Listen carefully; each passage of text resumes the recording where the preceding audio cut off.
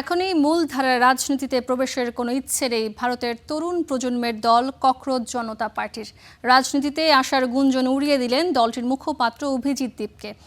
মেডিকেলে ভর্তি পরীক্ষার প্রশ্ন ফাঁসকে কেন্দ্র করে দিল্লির আন্দোলনে নেতৃত্ব দেন অভিজিৎ। দেশব্যাপী ছড়িয়ে পড়া এই বিক্ষোভে শিক্ষামন্ত্রী পদত্যাগ করতে বাধ্য হন। রয়টার্সকে দেওয়া সাক্ষাৎকারে অভিজিৎ জানিয়েছেন, আন্দোলনে থাকা তরুণদের সাথে পরামর্শ করেই পরবর্তী সিদ্ধান্ত নেওয়া হবে। বিষয়টি নিয়ে বুধ ও বৃহস্পতিবার বৈঠক করবেন তরুণরা। ককরোচ জনতা পার্টির ভবিষ্যৎ কর্মপন্থা নির্ধারণই এই বৈঠকের উদ্দেশ্য।